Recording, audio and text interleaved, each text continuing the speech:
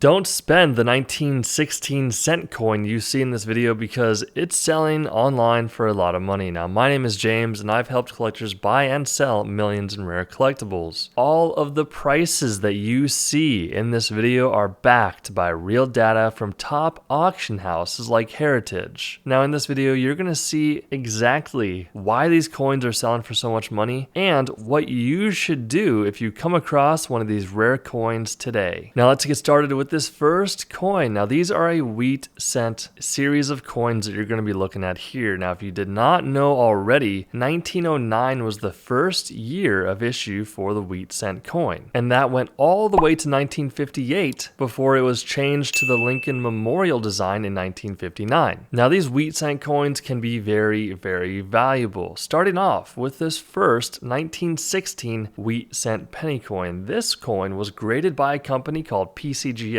Now, when it comes to getting your coin graded, that is a case-by-case situation, but there are really three superb grading companies when it comes to grading your coins. That's going to be NGC, PCGS, and CAC, or CAC. Now, you may be asking, why grade your coin? Now, this is a good example as to why you should. Let's say you had this coin raw, which means not graded. It might be worth $10 to $20, but once you get it graded, it makes it much easier to sell for a lot more money. So this coin right here got graded by PCGS at a mint state 64 brown. So when it comes to grading, 70 is the highest grade you can get. Mint state starts at 60, goes all the way up to 70. Mint state means it's in the condition that it was produced in from the mint. Now, you heard me say brown. That typically only happens with copper coins. So there is a spectrum that these coins can come in when it comes to the color of them. So you got red, brown, and brown. Typically speaking, red coins will bring more money than red, brown, and brown coins because red is closer to the mint state intended appearance. So this coin was able to sell for $216. Wow, okay, $1,440 this one sold for. It's a 1916 Denver issued 1 cent wheat coin. So how do you know if your coin was issued at the Denver Mint? On this example, you want to be looking below the date. You're going to see a small little D mint mark. The D stands for Denver, where this coin was made. This coin was graded by PCGS at a mint state 65. So it is a grade higher than the previous coin, and it came from a different mint. This coin was able to sell for $1,440. 4,800 buckaroos for this 1916 1 cent coin, graded by PCGS at a proof 66. So when it comes to proof coins, typically speaking, they will be produced at the San Francisco Mint. Early on in the minting process, proof coins were oftentimes produced at the Philadelphia Mint. Now, how do you know if you have a Philadelphia issued coin? You may be thinking, okay, the Denver minted coins start with a D, so the Philadelphia issued coins must start with a P. That is correct only in some situations. Most of the time, if you have a Philadelphia issued coin, there is not going to be a mint mark anywhere on the coin. So if you look around the date here, there is no mint mark at all, which means this coin was struck at the Philadelphia Mint. Now, how do you know if you have a proof coin? Pretty much, it's going to be very shiny and glossy. It may be a bit hard to see on this example, but this red and brown coin graded by PCGS at a proof 66 sold for $4,800. We're only going up in value here, folks. $6,300 for this 1916 San Francisco issued 1 cent coin graded by PCGS at a mint state 65. So a pretty nice looking coin here, San Francisco issued. Another thing to take into consideration about the value of your coin is when you sell it. So market timing and market conditions can play a pretty big factor on the value of your coin. Sometimes markets are high, sometimes markets are low. It all really depends on the overall economy and where people are parking their money. For example, after the virus happened in 2020, a lot of collectors thought that the market was going to tank. However, people wanted to invest money into other asset groups like collectibles, so the market went haywire, and we saw some of the most outrageously high price points we've seen in history. This coin sold in 2022, and regardless of when you're watching this video, these prices will still make sense because you'll understand what the coin sold for and where it may be trending. Once again, this one sold for $6,300. 7,800 bucks for this 1916 wheat cent coin. Look at the beautiful red pink toning going on with this coin. Just an absolute stunner. Red and brown designation designation, graded by PCGS at a proof 66. It sold for $7,800. I'll touch on the toning really quickly. Toning happens based upon where the coin is stored. The air will oxidize with the metals in the coin, causing a discolored look. This coin sold for $7,800. Can you believe this, guys? $11,400 for this 1916 1-cent coin, graded by PCGS at a proof 67 red and brown. I mean, for a coin that is this old, being able to achieve the grade of a 67 is astronomical. It is very, very challenging. That is why this beautiful example of a coin was able to sell online for $11,400. $18,000 for this 1916 San Francisco issued wheat cent penny coin, graded by PCGS at a mint state 65 plus red. So it does have the red designation, which is what we're looking for. One thing that we have not talked about yet is a plus designation. So grading companies like PCGS and